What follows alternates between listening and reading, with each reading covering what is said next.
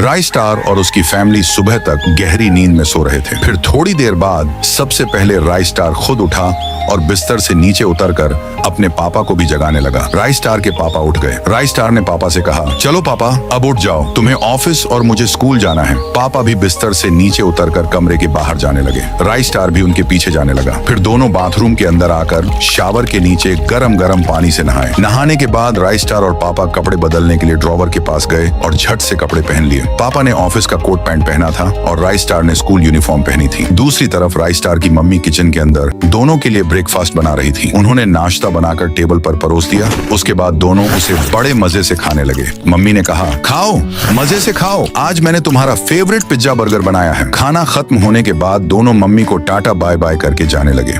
राय star दूसरे रास्ते से स्कूल जा रहा था और उसके पापा दूसरी साइड से अपने ऑफिस के लिए जाने लगे। राय स्टार अपने मोहल्ले वाले रास्ते से स्कूल जा रहा था कि तभी चलते चलते राय स्टार के बैग से टिफिन बॉक्स गिर गया। राय स्टार को कुछ गिरने का एहसास होने पर जब उसने पीछे मुड़कर देखा तो उसका गिरा हुआ टिफिन बॉक्स एक भिखारी उठा रहा था और उसे लेकर भागने लगा। राय स्टार टिफिन बचाने के लिए उसके पीछे भागा। राय स्टार भिखारी का पीछा करते करते एक कब्रिस्तान में पहुंच गया और दीवार से छिपकर देखने लगा। वही भिखारी उसके टिफिन बॉक्स में से पिज्जा खा रहा था। उसे तेज भूख लगने के कारण वह बहुत जल्दी जल्दी पिज्जा खा रहा था। ये देखकर राय स्टार को भिखारी पर बहुत दया आई। राय स्टार फिर वहां से भागकर कहीं जाने लगा। कुछ देर बाद राय स्टार दौड़ते हुए अपने घर पर आया। अंदर जाकर देखा तो उसकी मम्मी बर्तन धो रही थी। राय स्टार दबे पांव किचन में गया और वहां रखा हुआ पिज्जा बॉक्स उठाकर घर के बाहर चला गया। राय स्टार कब्रिस्तान में भिखारी के पास आया। वह भिखारी सोया हुआ था। अचानक से भिखारी उठ गया और राय स्टार को देखकर डर गया। वह रोते हुए कहने लगा, मुझे माफ कर दो, मैंने 2 दिन से कुछ नहीं खाया था, चक्कर आ रहे थे, इसलिए तुम्हारा गिरा हुआ टिफिन बॉक्स उठाकर खा लिया। राय स्टार ने कोई बात नहीं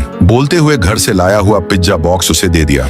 यह देखकर भिखारी खुश होकर धन्यवाद करने लगा। तभी अचानक से आसमान काला हो गया और बारिश शुरू हो गई। राय स्टार ने दया दिखाते हुए कहा, एक काम करो, तुम जल्दी मेरे साथ चलो वरना तुम यहाँ पर भीग जाओगे। इतना कहते ही भिखारी राय स्टार के साथ जाने लगा। दोनों राय स्टार के घर में घुसकर दूसरे बेडरूम में आए। राय स्टार ने भिखारी से कहा, तुम यहीं रुको, मैं सिर पोंछने के लिए टॉवल लाता हूँ वरना सारा घर गंदा हो जाएगा। यह कहकर राय स्टार नीचे टॉवल लाने के लिए चला गया। भिखारी अब कमरे में अकेला था। उसको खर्राटों की आवाज आई। भिखारी ने सोचा, कौन है इस घर में, और फिर देखने के लिए पहले वाले कमरे में जाने लगा। जाकर देखा तो राय स्टार की मम्मी बिस्तर पर सोई हुई थी। यह देखकर भिखारी की नीयत बिगड़ गई। वह सीधा राय स्टार की मम्मी के ऊपर झपट पड़ा। मम्मी चीखती रही, कौन है, छोड़ो, बचाओ मुझे। राय स्टार टॉवल लेकर ऊपर की ओर आ रहा था कि उसके सामने से वही भिखारी भागकर बाहर निकला। राय स्टार को कुछ गड़बड़ी लगी, इसलिए वह ऊपर की ओर अपनी मम्मी की तरफ भागा। वहां उसकी मम्मी रेंगते रेंगते रोते हुए राय स्टार के पास आई।